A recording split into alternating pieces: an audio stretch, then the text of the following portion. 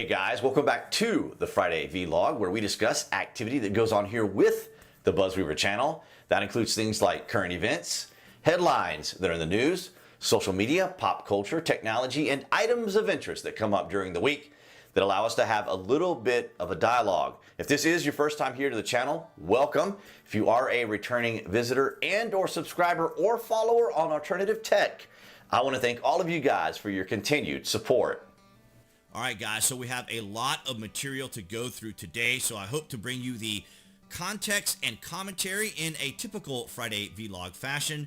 I'll also be limiting the amount of links that I have on these particular articles, so I would encourage you guys to just look up the network and then the title of the actual article if you guys want to read them independently.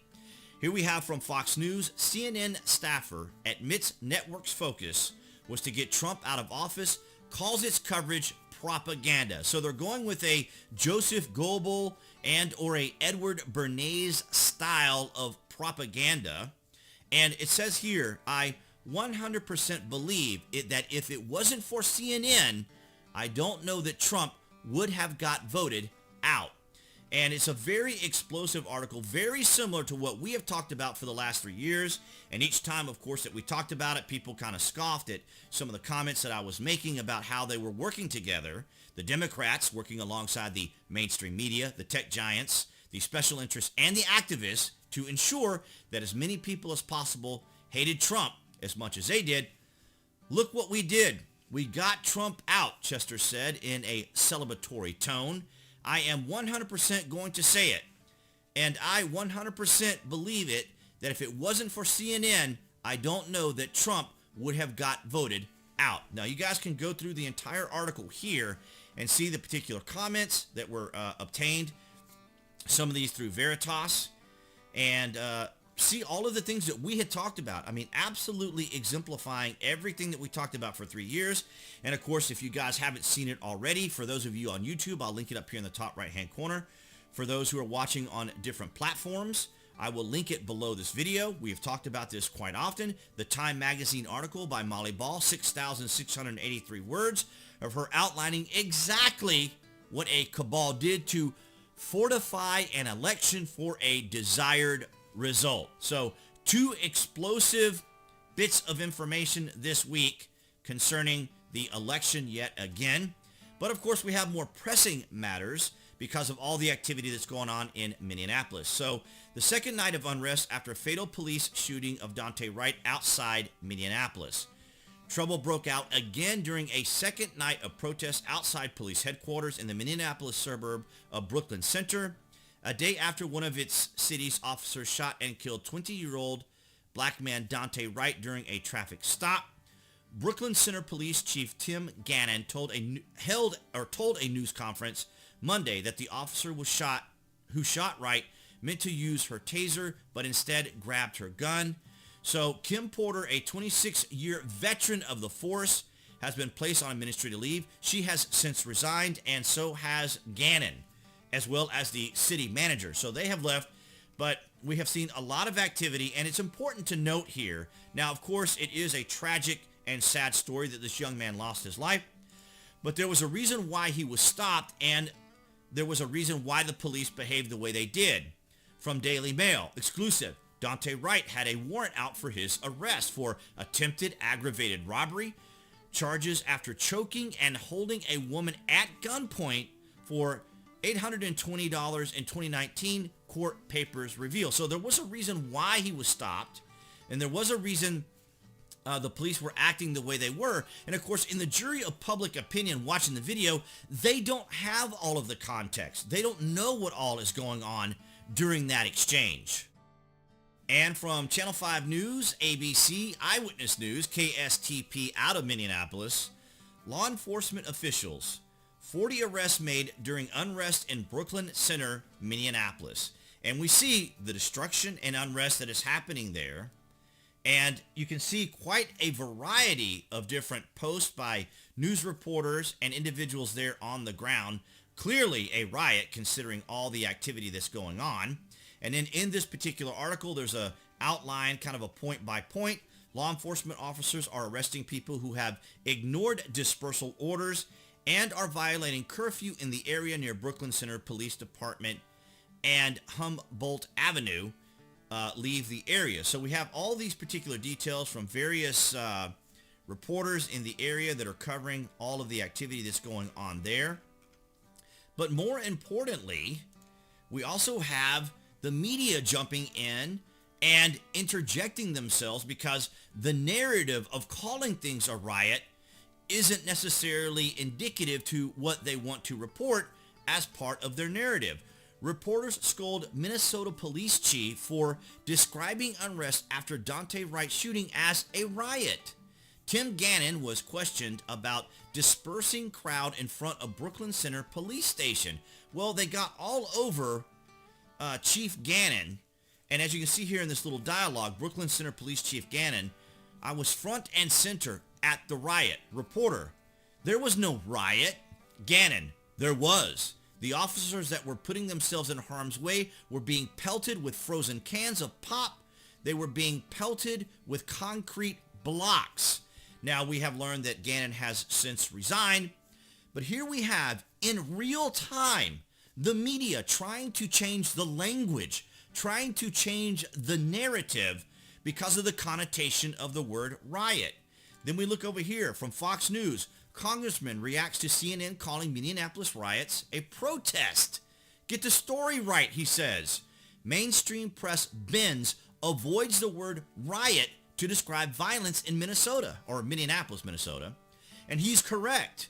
This is where we are, guys. We have talked about this for 3 years. Here we are, the media in real time trying to change a narrative. Why? Because it's live television and the information that's being broadcast can be heard and seen in real time.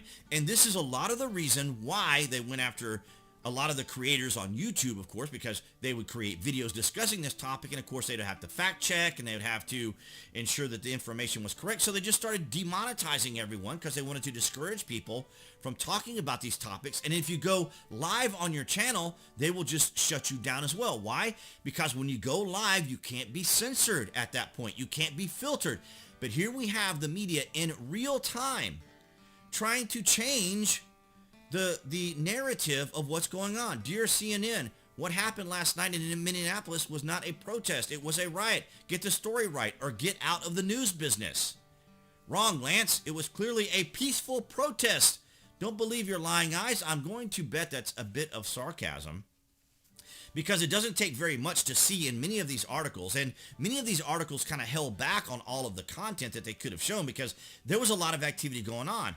As you guys are very familiar with Andy No, who covers a lot of this unrest, particularly in Portland, out in the Northwest, but also in Minneapolis as well. And if you go through Andy's Twitter, you can see just a series of different videos of all the activity that's going on there in Minneapolis, clearly showing that it's a riot. You got fires, you have bricks being thrown, you have fireworks going on, you have all of the typical activity that would be considered a riot, and that's the way a lot of people are identifying it.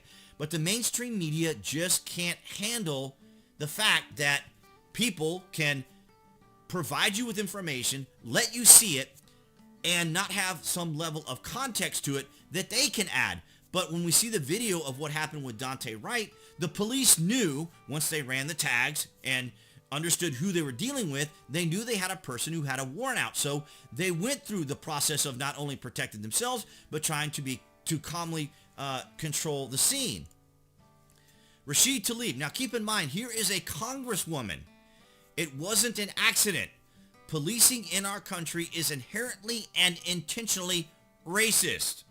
Daunte Wright was met with aggression and violence.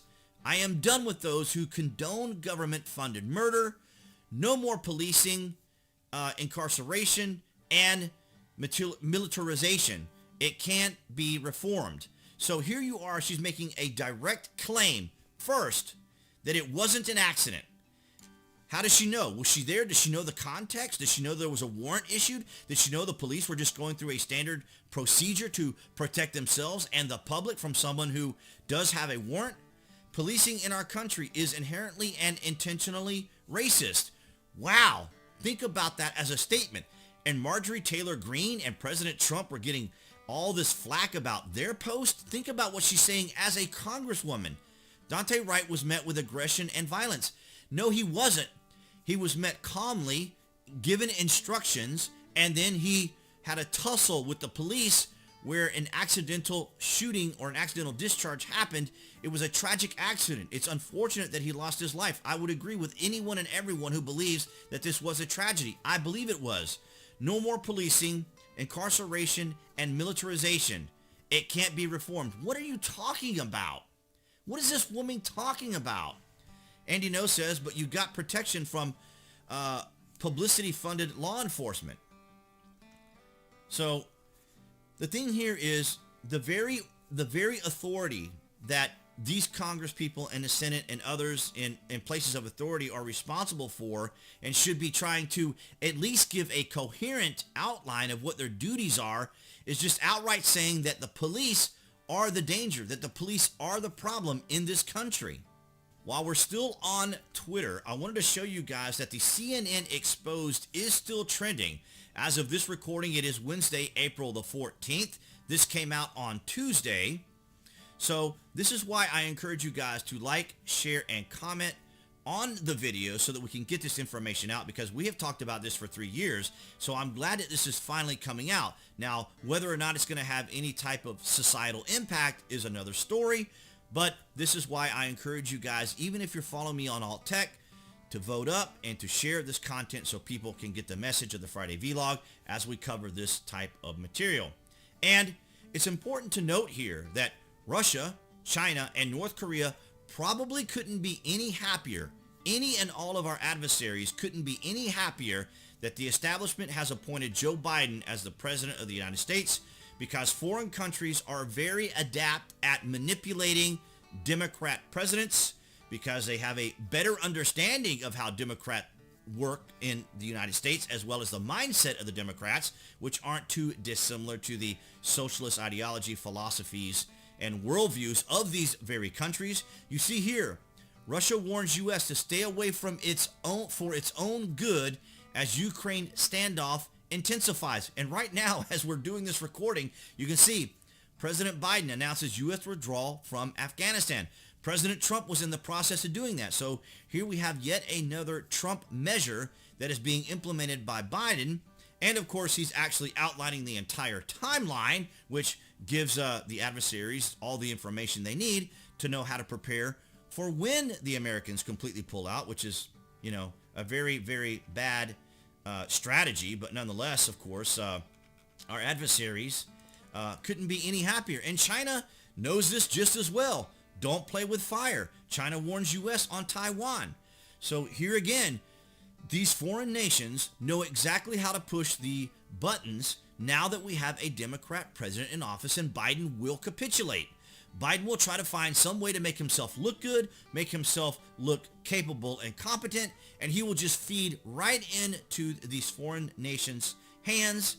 And of course, they'll just be able to manipulate him from there on out. Why do you think the French and other nations are so excited that Biden's there? Because he's getting back into the Paris Agreement, which we pay 60% of that. So American money going to all these countries, what I call friendship money, you know? So again, these countries know how to play a Democrat president to their advantage, because they can get that friendship money, is what I call it, where you just pay off these particular countries to, of course, get along with you. So I call it friendship money, and it seems pretty apt in that type of description.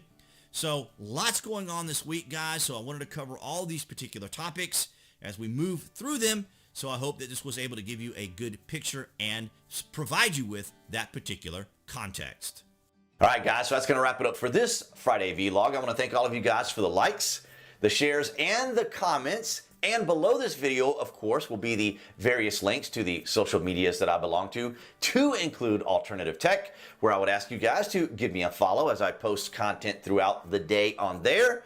And of course, if you're here on YouTube, that would be the channel icon appearing right there on the screen to subscribe along with notifications.